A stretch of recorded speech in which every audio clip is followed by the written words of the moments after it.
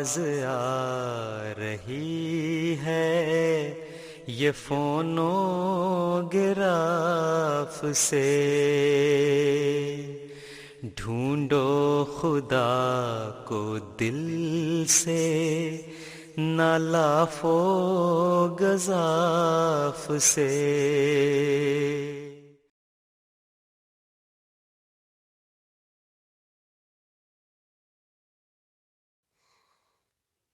أعوذ بالله من الشيطان الرجيم. بسم الله الرحمن الرحيم. السلام عليكم ورحمة الله وبركاته. Welcome to Future of Work on MTA Africa. I am Abdul Qadir Ismail Uluwagbemiga, your host. As we continue to explore the evolving world of work, today we turn our attention to a pivotal topic: the role of government and policies. Government and policies play a crucial role in shaping the future of work, from legislation that protects workers' rights to policies that foster innovation and economic growth. The decisions made by our leaders impact every aspect of our professional lives. In an era of rapid technological advancement and global interconnectivity, the role of government is more critical than ever. Consider the implications of emerging technologies like artificial intelligence and automation. How do these ensure the advancements and benefits of the society as a whole? What policies are needed to support workers transitioning into a new industry? And how can governments create environments that encourage entrepreneurship while safeguarding public interests? In this episode, we'll delve into these questions and more. We'll examine how different governments around the world are responding to these challenges and providing solutions to the challenges while creating new opportunities for the future of the workplace. As we face unprecedented challenges such as climate change, economic inequality, and the digital divide, the role of government in crafting forward-thinking policies has never been more crucial. Whether you are a policymaker or a business leader or a citizen interested in the future of work, this episode is designed to inform and inspire you. With me in the studio, I have Abdul Jabbar Ayelagbe. Abdul Jabbar Ayelagbe is a young changemaker, social entrepreneur, development consultant, and youth advocate. He served as the 9th State Chairman of the National Youth Council of Nigeria, Ogun State Chapter. Currently, he is serving as the National President of Yewa Youth Association. Abdul Jabbar Sahib. Assalamu alaikum warahmatullahi wabarakatuh. I'm pleased to be here. Wa alaikum assalam wa rahmatullahi wa barakatuhu. You are welcome to this show. Joining us virtually is Mujib Dada Kadiri, a Nigerian-based lawyer and policy analyst, reputable for corporate law, policy, and political economy analysis. Mujib Sahib. Assalamu alaikum wa rahmatullahi wa barakatuh. Wa alaikum assalam wa rahmatullahi wa barakatuhu. Viewers, before we dive into the heart of the discussion, let us listen to what people have to say about how government policies shape the workplace. One point is that government should invest in infrastructure in society, and then they should invest more in innovation, like innovating infrastructures, and then there should be population. There should be an environmental regulation in the sense that every Thursday they should be having this environmental exercise, cleaning of surroundings, to have a clean environment. The government should actually put a law in place whereby it criminalizes people that use data without a person's consent. Because most social medium actually offer data privacy, and when you sign a data privacy, that means your data should not be given to unauthorized people. But nowadays, some hackers would actually do that and farm your data and use it for fraudulent activities. So if the government makes law, a stringent law, and enforce it on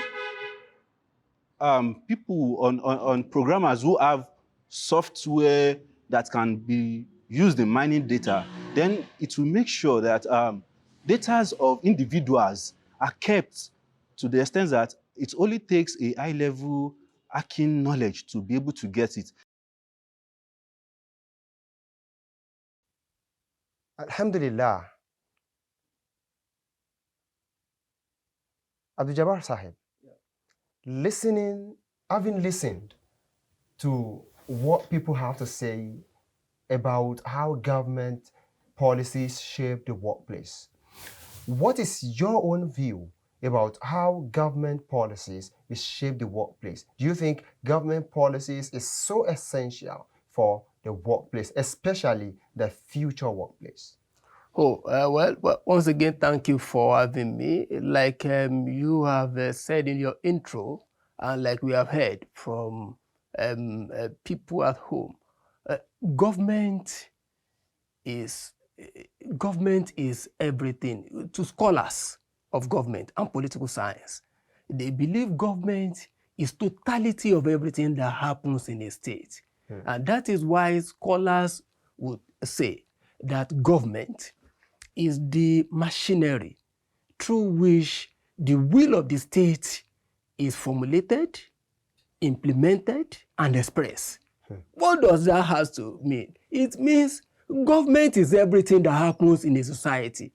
That is why to some people, they believe if a state or a country is not working very fine, they will say, check the government. Even in societies who run capitalist economy, where we believe that the ownership and the means of production and whatever, everything that has to do with means of production rests with private individual. Even in those sector of economy, they still rest majorly on government.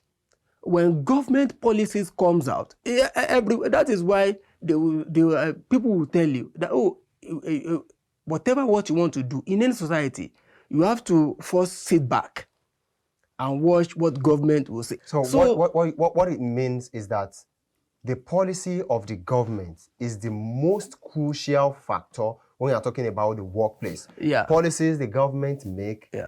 designs how the workplace would roll, Yeah. how the workplace would work, Yeah. and what success will be achieved in the workplace. Yes. Even not only in workplace, in every aspect of society. Thank you very much for the insight about government policies and how crucial it is to the workplace.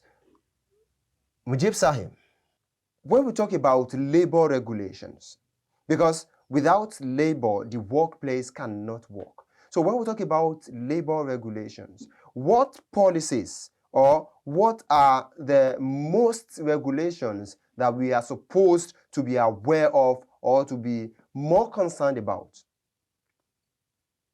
Okay, thanks so much once again. We would like to give a global perspective to this subject. Okay.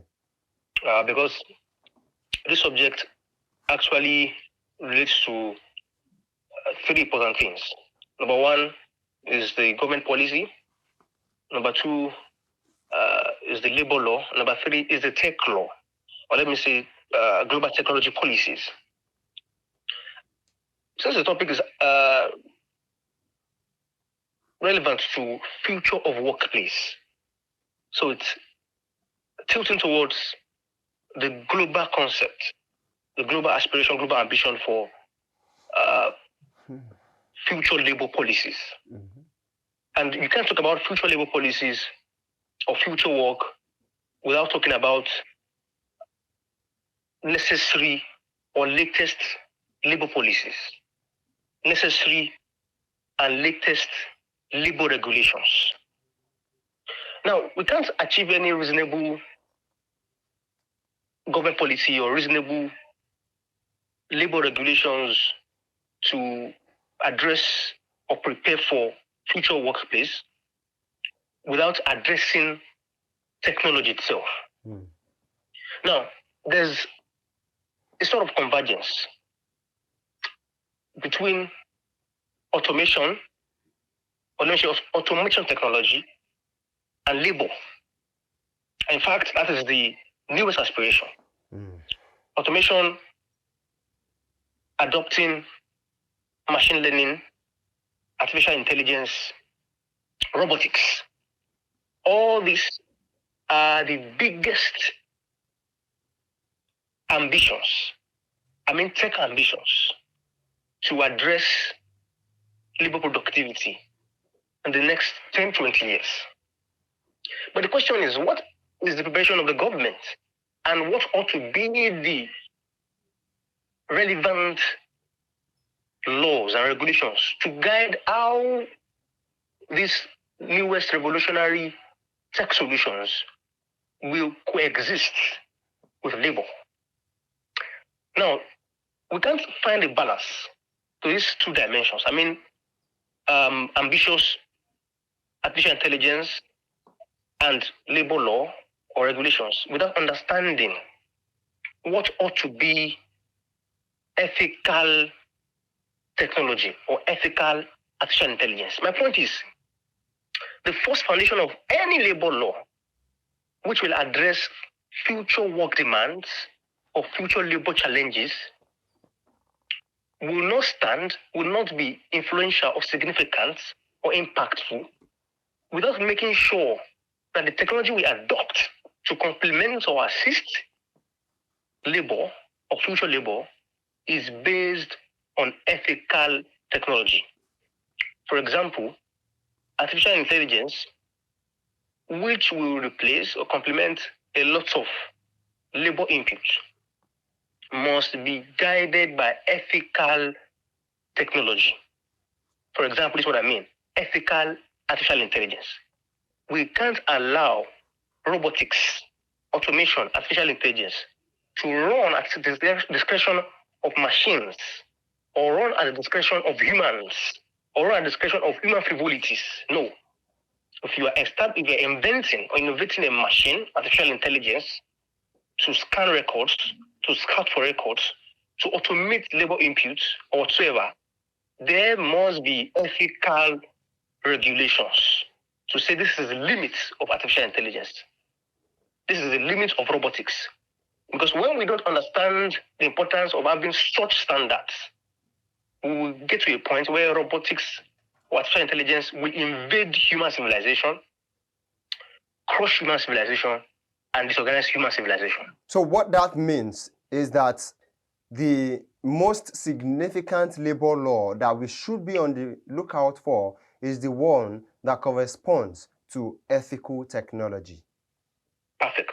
Thank you very much, Mr. Abdulmujib, for that very wonderful insight.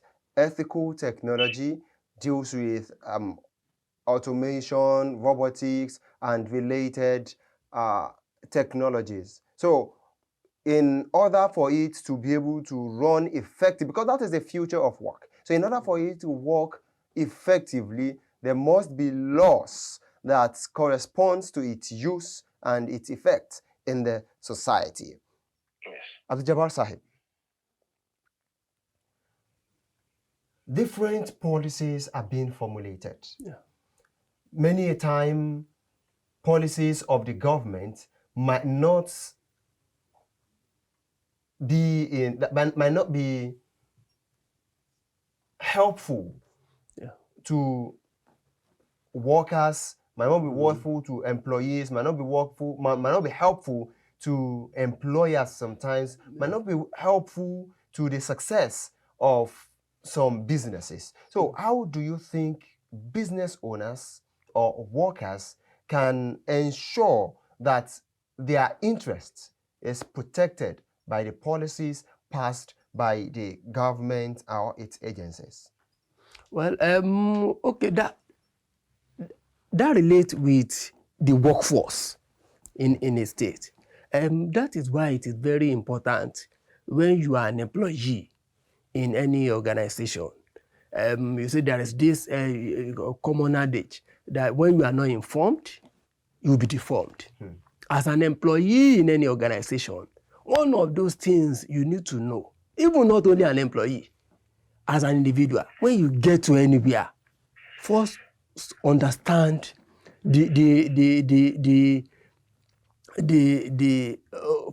understand what goes on in that environment. How is that environment regulated? When we come back to employee in any organization, either in the public sector or in the private sector, one of those things that you need to first know as an employee in any organization, when you get to work, and of course, they will give you training. While you are being given training, it behoves you also as an employee to start studying around. What are those things that bind me in this organization that I just entered, and what are those things? So it is the point I'm making is that for any employee, one of the very important things for you to first know when you get to any work environment is to study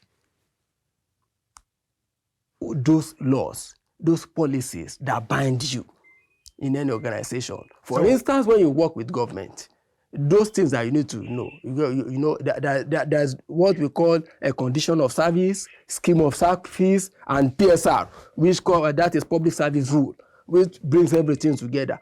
The whole essence of what I'm saying is that as an employee in an organization, when you are employed, one of those things is to be aware of the environment, know what goes on in the environment, know those laws that binds you. When you join public service, apart from the entrance training that will be given to you, they will tell you, if it is in public service of Nigerian Federation, they will tell you have to get the condition of service, you have to get the scheme of service, you have to get the public service rule, you have to get the financial regulation. And as an employee of government, study all those things. And even there are some part of those rules too that apply to people who work in private establishment. Of course, many of private organizations have their different rules that their HR department or what have you communicate to their workers from time to time. So as an employee, when you get to an organization, one of the first things that you need to know is those under what conditions am I working here? Jazakumullahu khairan, Abdul Jabbar Sahib. So it means for any worker that an employer, employee, or business owners who want their interest to be protected, it is essential to be informed, because information is reformation and lack of information is deformation. You must ensure that you are informed at all times. Mujib Sahib. Sir. So we understand that one of those things that drive the workplace, one of those things that is very important in the workplace is innovation. So what role do government policies make in advancing innovation? Do you think it improves innovation? Do you think it affects the way people bring about new things in the society? Okay, thanks so much. I would like to drive on this question because it's actually more relatable to the realities in Africa.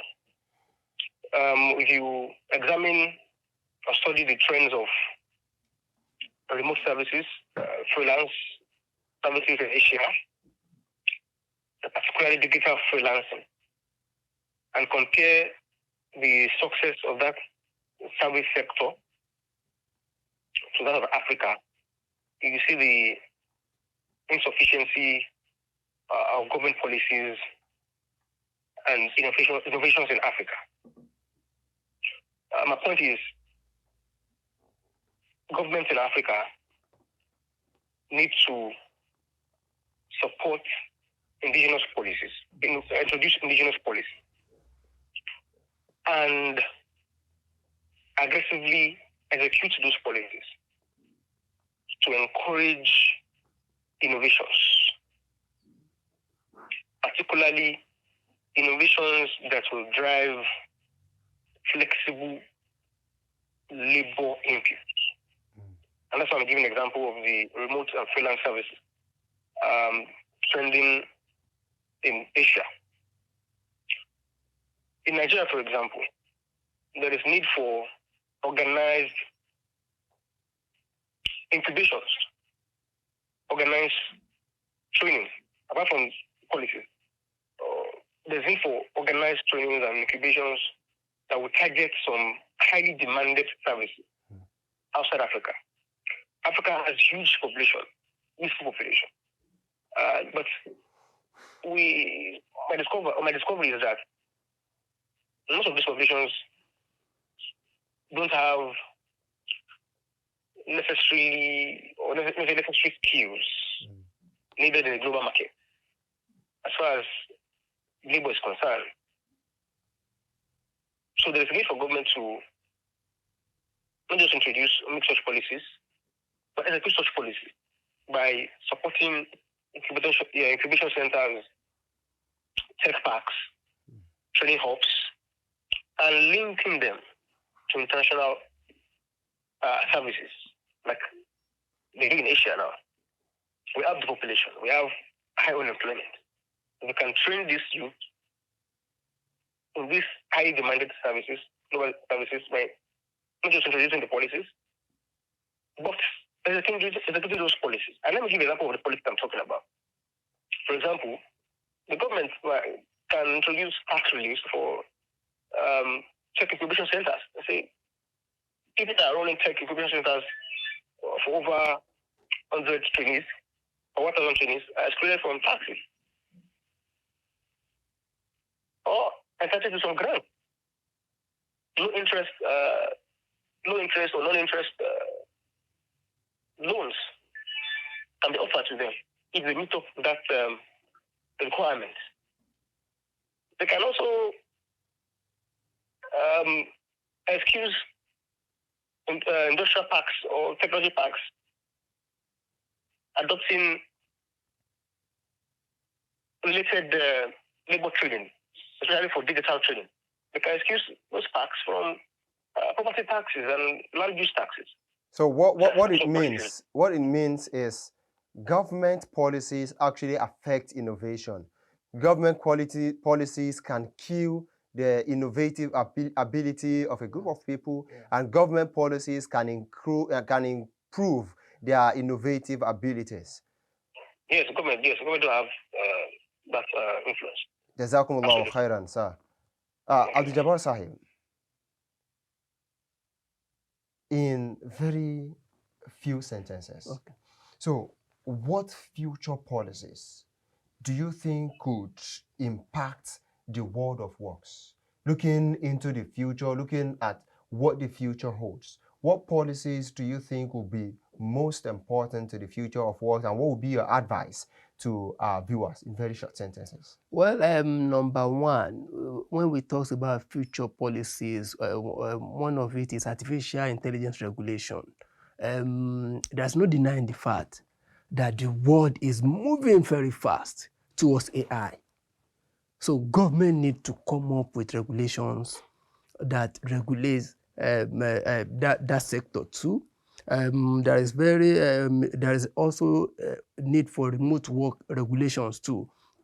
When people, definitely AI is going to drive a lot of people. AI is going to disengage a lot of people from government services or thereabout. So we also need a remote work regulation, whereby even if you are driven out from that sector, you are doing one remote services or thereabout, there must also be a regulation for that too.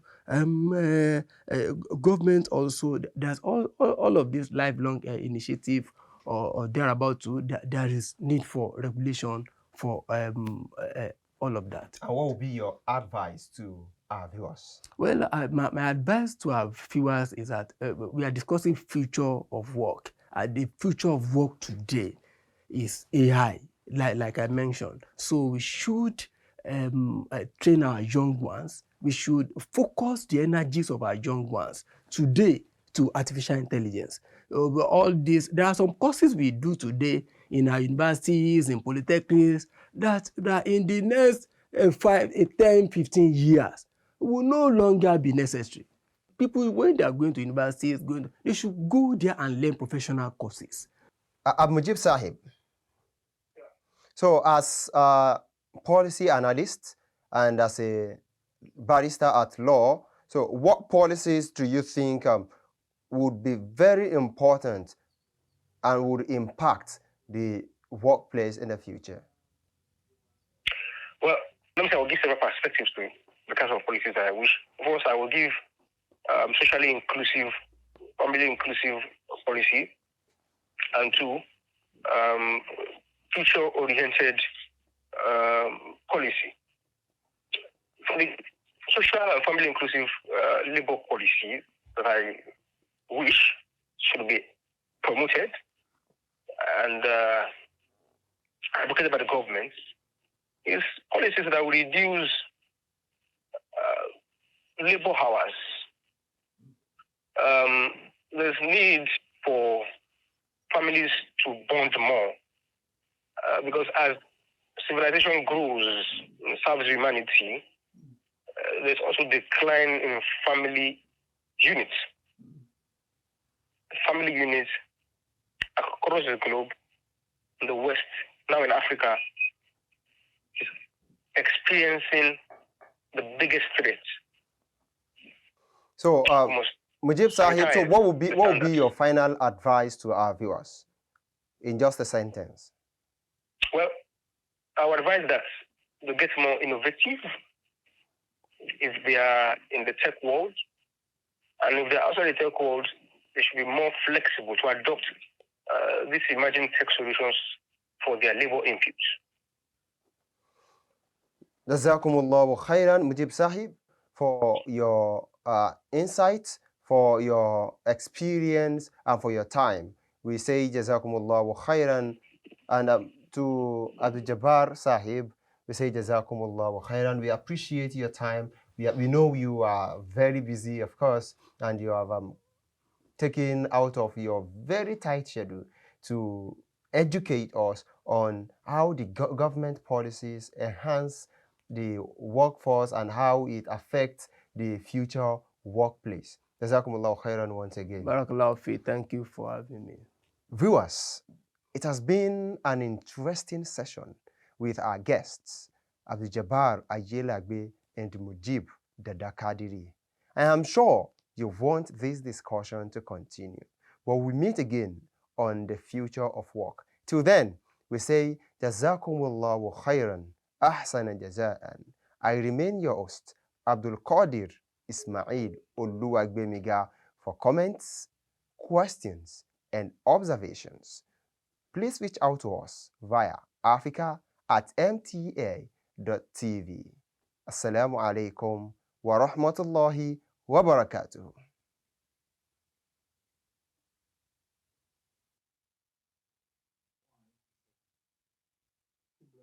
जब तक अमल नहीं है दिले पाको साफ से, जब तक अमल नहीं है दिले पाको साफ से,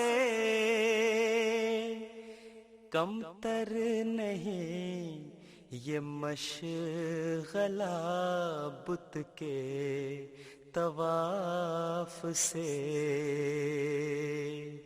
कमतर नहीं ये मशगला बुत के तवाफ से।